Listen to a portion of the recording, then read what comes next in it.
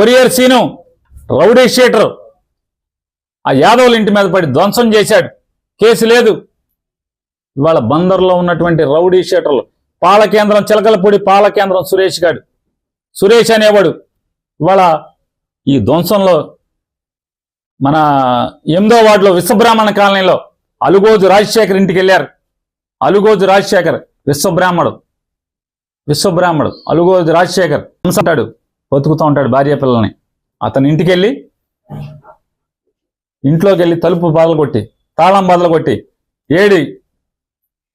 ఆవిడ పక్కింట్లో కూర్చుంది భయం వేసి భార్య, నీ మొగుడు లేడా, మర్డర్ చేసేస్తామని చెప్పని ఆ పాలకేంద్రం సురేష్ గారు మాట్లాడతాడు. ఆ మహేష్ అనేవాడు మాట్లాడతాడు, బెదిరిస్తారు. కంప్లైంట్ ఇచ్చినా కేసు తీసుకోరు, చర్య తీసుకోరు. ఆ పాలకేంద్రం సురేష్ అనేవాడు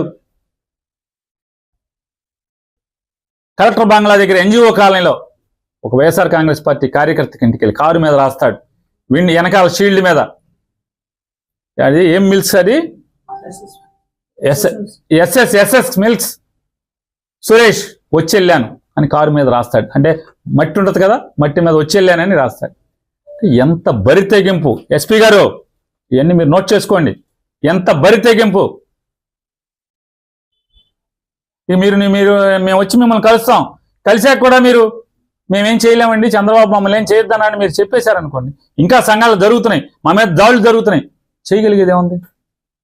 అందరిళ్లలో కారాలు ఉంటాయి, అందరిళ్లలో కత్తిపేటలు ఉంటాయి, ఏం చేయగలరు? తిరుగుబాటేగా ఇళ్ల మీదకి వచ్చి కొన్ని మేమేమన్నా ఆవిడ దగ్గర తాయి గొడవకి వెళ్తే కొన్ని కొట్టారంటే అర్థం ఉంది.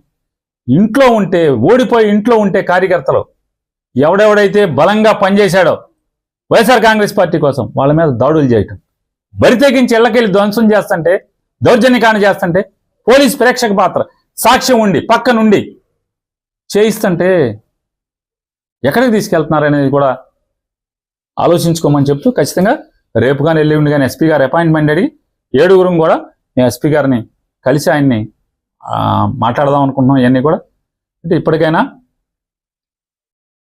డీజీపీ గారిని కూడా గట్టిగా డిమాండ్ చేస్తున్నాం.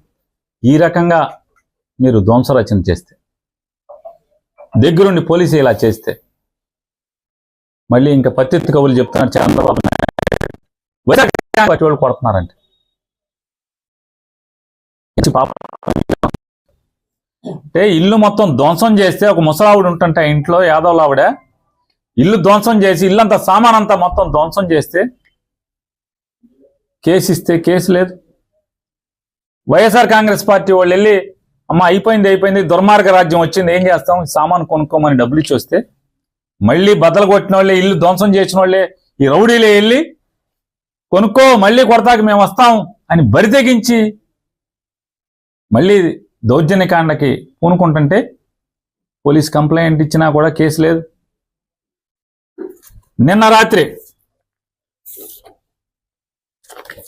గౌడ కులస్తుడు, చిన్న కుటుంబం, కూలి చేసుకు బతుకుతారు, మూడు పిల్లలు, వాళ్ళ ఇంటి మీదకి వెళ్ళి కేవలం వైఎస్ఆర్ కాంగ్రెస్ పార్టీకి పనిచేశామని చెప్తే ఎన్టీఆర్ కాలనీ చిలకలపూడి పోలీస్ స్టేషన్లోని పరిధిలోని ఎన్టీఆర్ కాలనీ గోడౌన్ చెదురుగుండా చూడండి, ఆ పేదవాడి ఇండ్లు ఏ రకంగా బియ్యంతో సహా ఏ రకంగా ధ్వంసం చేశారో. ధ్వంసం చేస్తే 3 పిల్లలు పచ్చిగా ఆడు అడుగుతాడంట వెళ్ళినోడు, ఆడి పేరు నవీన్, రౌడీ షీటరు. ఆడి మీద ఒక 25-30 కేసులు ఉన్నాయి. లంజా 1,00,000 రూపాయలు ఇస్తాను